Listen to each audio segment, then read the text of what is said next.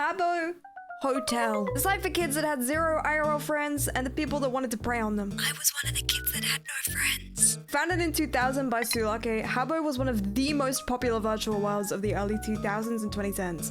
Every single kid knew about it, and while it was aimed at teens and like young adults, from personal experience, the player base was way younger than the creators intended. Today, we're gonna take a little look at Habbo Hotel's history and what it was like to be a player during its peak. There was none. There was no gameplay. Okay, that's not technically true. Gameplay was centered around players being social and making cute rooms, or gambling and role-playing and whatever the fuck this is. We'll get into that scary stuff later. As I said before, players tended to spend their time making cute rooms. This was made possible by the extensive catalog of furniture, or Fernie as it was called. There were tons of different categories and themes to choose from, which has resulted in some genuinely really interesting and impressive designs. Just take a look at this catalog. It's huge. There's so many different sections and shit. Too many. You can't decide on what you want to use.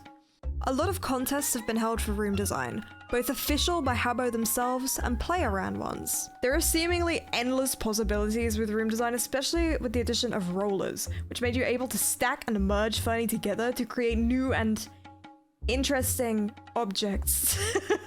I think that the rollers might be broken now though. I tried to make them work, as you can see, but it just like wasn't rolling. I don't know what happened. Either I'm doing it wrong or they patched it out. I don't know if Habbo has patches, but they patched it out. One of my favorite things to do with the rollers was use this mirror and roll shit into it to make some kind of weird picture frame type of thing. It worked really well with rolling that into a bed and then making some kind of weird bed. I don't know why I did this. This was just like my go-to piece of room design. If you also used to play Habbo, let me know in the comments what your weird design quirk was, because I would love to know. Everybody had one, and that one was mine. If you wanted something a little more engaging and less expensive than building rooms, players have created an extensive list of minigames. These can range from like quizzes to schoolyard style games, or just like straight up ripoffs of like TV shows. There's literally too many player-made minigames to name. Like, look at this list, it's so long. So here are a few that I will explain to you briefly. Don't Wake Grandma. This is where players would dance while somebody dressed up as a grandma slept, and then you would scramble to sit down when grandma wakes up. If you were still moving by the time that she was up, you would then be eliminated. It was sort of like red light, green light, or like musical statues, but like with a grandma. Falling Fernie. This game, the host dropped furniture on the floor in random positions, and players would have to sprint to the items to sit down. This was another like last man standing wins type situation. Kick the Ugly. This is probably my favorite one on the list because it's just so stupid. This was a game where players literally vote off whoever they deemed the ugliest. It was another last man standing wins. A lot of these games were last man standing. Winners would receive either Fernie or gold bars, which turned into in-game currency or credits as they were known. This was a highly valued prize in Habbo Hotel since you could only get credits through our Lord and Savior, microtransactions. Most virtual worlds use a membership system to make money, but out of all of them, Habbo's is probably one of the most predatory, at least in my opinion. The only way to get a membership so you don't keep getting kicked and Kick the Ugly is to get credits, or coins as they're now called. There's been a lot of different types of currency throughout the years, like pixels and ducats, both of which I remember being passively generated and free. But I might be wrong on that. This isn't even taking into account the Fernie and the rares market either. The Habbo economy gets surprisingly confusing, so we're only just gonna focus on credits for now. Credits can be bought in a few different ways. Online with a card, via the phone, or via SMS. There's no legitimate way to gain credits through the game, not counting prizes from player-made minigames. Unlike Club Penguin, for example, where you can earn money by playing minigames that are just built into the site. I couldn't find any information on the old prices of credits, so here's what it looks like now. For some additional context of how much it would take to build yourself like a nice bedroom, a basic bed, table, and carpet are all 3 credits each. So to build a very basic room with no decorations, you would need to spend £2, which doesn't sound too bad, and it sounds kind of reasonable, right? Wrong! That's how they get you! Don't fall for it! Down with the microtransactions! I vaguely remember it costing around £6 for 50 credits when I was a kid too, because I'd be given like a monthly phone credit allowance of about £10, and I'd waste nearly all of it on Habbo just so I could get a Habbo Club membership, and so I could get some cool funny for my rooms so that they'd be popular. My parents actually ended up increasing my phone allowance because they thought I was like running out of credit because I was being social with my friends, but I was actually just on Habbo making silly rooms. There was also another membership for a while called VIP, which was essentially just an upgrade to the normal Habbo Club membership. I think that they just merged Habbo Club and VIP now though, because I couldn't find VIP when I was playing around on Habbo now. But Daisy, what do these memberships even do? What is the point of them?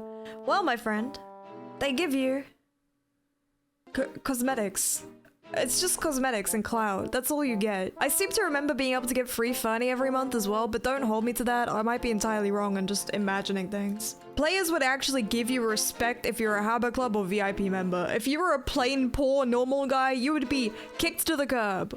Or, I guess, just out of the room. There were a lot of various scams to get free Habbo Club or VIP, most of which just got your password and all of the Fernie you managed to save up stolen. Sometimes they were just some guy being like, hey, if you give me your password, I'll get you free Habbo Club and VIP. I'll get you all the Fernie and the rares you want. While others acted as like a fake login page for Habbo. Some of them kind of looked like the ooh, give me your credit card details memes. There was, however, one semi-legitimate way to get free Habbo Club and VIP. Retros are the seedy underbelly of the Habbo world, a lawless land where anything goes. And anyone can do anything. Okay, that's not entirely true. Habbo clones, or retros as they were called by the community, were, or I guess are, since some of them are still active, a modified version of OG Habbo. This is not affiliated with the OG Habbo in any way whatsoever, and they often got taken down due to like copyright issues, obviously. These versions of Habbo gave you free Habbo Club and VIP, and they passively generated credits for you to buy all of the Fernie your heart desired. During my Habbo Hotel era, the retros were the main way I played the game, so I have a lot of personal experience with them. I can't seem to find any details on any of the main retros, let alone like the major scandals that I witnessed as an active user, so I'll just be recounting them from my own hazy at best memory. Basically, take everything with a grain of salt here. This is why I won't be naming the retros that I used to frequent as well. Retros were often moderated by teenagers or young adults. I know this because I used to be staff on a few different retros. Although they were definitely smaller than the main ones because the main ones had slightly better staff vetting. The ones I was staff on did very few checks and gave you access to essentially everything. Most of the time, people did not take it seriously and just wanted the clout that came with the staff badge. This led to a huge lack of moderation on the sites. With the staff badges I collected, I had full admin and developer access despite only being a low-level moderator. Putting the fact that it's kind of difficult for a 14-year-old to moderate an entire virtual world aside, this caused huge security issues. This is the main issue with a lot of retros. There was little to no security during the early years and data leaks were frequent and usually pretty huge. I'm putting a bit of a trigger warning here for pedophilia and grooming in this next section. There's a timestamp on the screen now, right here. Look at it, it's there. If you would like to skip ahead and ignore any of this yucky stuff, there's also one in the description down below so you can just click it and move on.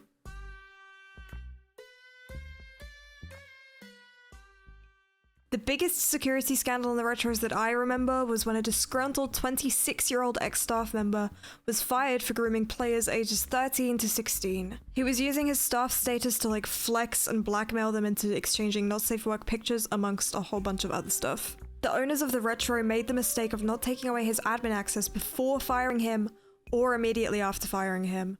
So he leaked every single staff member's password, email, and phone numbers saved to the site, alongside a large portion of players' passwords. He also leaked a large amount of private conversations between staff about players and upcoming events. Obviously, this led to a bunch of staff members being fully doxxed and a lot of players losing their accounts entirely or just losing all of their Fernie. The groomer problem was unfortunately not unique to just the retros either. If anything, the OG Habbo Hotel had it much, much worse. In June of 2012, Channel 4 News released a report on Habbo Hotel after leading their own investigation on the site. Channel 4 revealed while posing as an 11-year-old girl, they were propositioned for sex within 4 minutes whenever logging into Habbo. 4 minutes!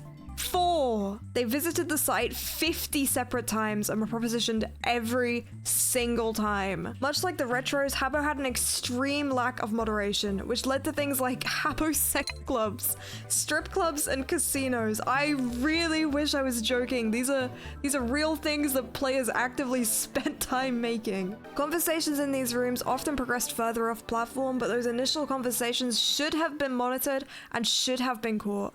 I don't want to delve too hard into the details because they're pretty yucky, so I've put a link in the description to the original Channel 4 broadcast from 2012 that goes into way more detail about what was happening over there. Habbo's response to the investigation was an event now known as the Great Mute. They made the decision to cut all communication capabilities from the game while they fixed and worked on moderation. Players couldn't talk in rooms or in private messages on the site from June 13th to July 6th of 2012. Major changes were made to the site's TOS and moderation, although many players marked this as like kind of the end of Habbo, as for many, part of the fun seemed to come from the sheer lawlessness of the land. Yeah. It's rewind time. Let's bring it back to a more fun topic. If you didn't enjoy gambling or minigames, there was another way you could spend your time. Getting a menial job. Roleplay rooms had a huge boom after the Great Mute. From working as a janitor in Hogwarts to working as a janitor in the CIA, you could do anything. A lot of roleplay jobs went surprisingly deep, and they had a payment and promotion system. There are full websites dedicated to these jobs with insane amounts of detail and sometimes lore. The buildings were also massive, like literally huge, and spanned multiple rooms. If you don't want to work in a high school cleaning up sick though, there are other options for you, including but not limited to hospitals, Skins UK roleplay, mythical worlds, warfare, hostage situations, and babies? Is that a baby?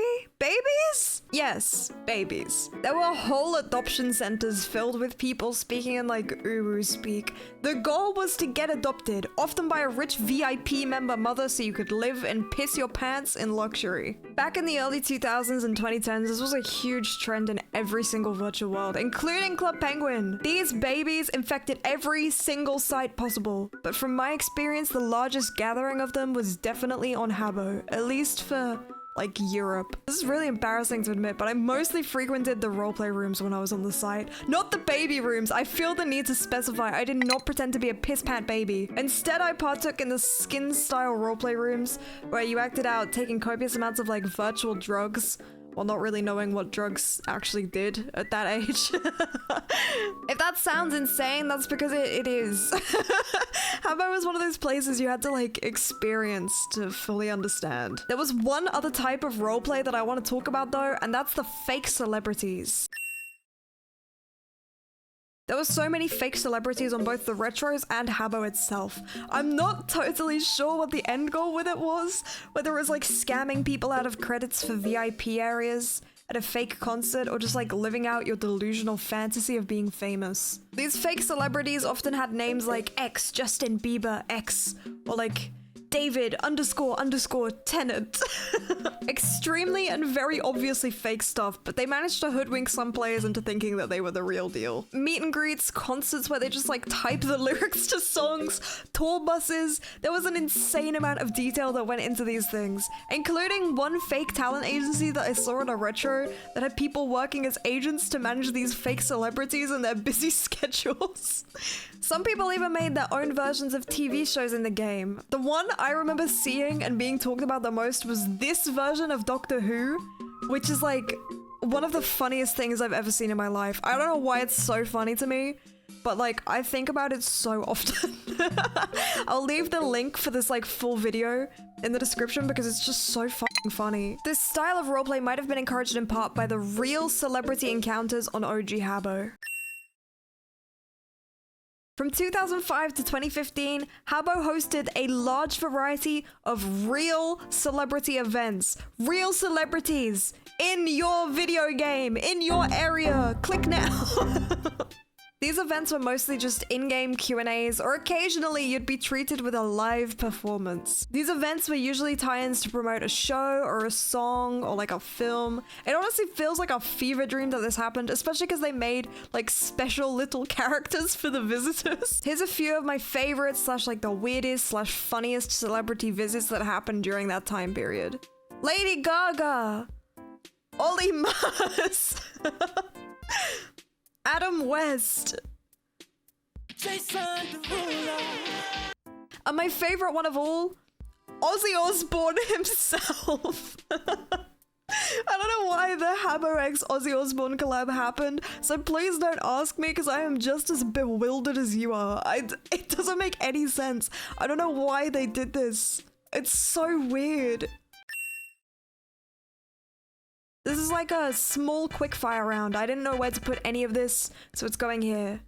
Some types of funny were listed as rares, exclusive or time-limited items that only a few players managed to have. I mentioned the rare economy earlier, and it got absolutely crazy. Habbo staff themselves have even made community posts about it, with the statistics on how many items and credits have been traded at that period of time. It was really common to scam players during rare trades too, since a lot of naive kids were like roaming the halls of Habbo. So many people lost their rares with the classic line of, yo, trade me that rare first so I know it's real. Habbo used to have a bunch of official or public rooms that were made by Habbo staff as a sort of hub for players. These eventually got shut down though. This was in part because of the Habbo raids, mostly led by like 4chan, where they would like stand around and block off the entire area. Each Habbo hotel server had its own look. Here's what a few of them looked like. We got the Japan server, America, England, Singapore, Australia. There was an absolute ton of different servers. A lot of them got merged together though. I can't remember the reason for that. I think it was just because of costs of running the servers. So they just shoved them all together. They made NFTs. I don't really know what else to say about it. They look like doo-doo ass. I just wanted you to know that they exist because they're a little goofy and it gives more insight into like what the site is currently like. I dove into the world of Habbo Hotel to see what the game is like now. I even installed that shit on my PC. I did some deep research. I went into the most popular rooms of Habbo at 11:34 AM on a Wednesday, and I asked the most important questions I could. Habbo roleplay still seems to be going pretty strong. I went into a bunch of different workplaces in search of work, but the Habbo branch of the US Army wasn't even fighting anyone, so I wouldn't have been able to play with Habbo guns, if those even exist. The library was pretty quiet too, but I guess that's just how libraries like are. I wouldn't know, I can't read. But the club wasn't even really bumping either. My research concluded and my studies found that Habbo Hotel is pretty dead. It's really dead. It's decaying. There's nothing there. Maybe I went on at the wrong time. It was very early on a weekday, but even the bots wouldn't talk to me.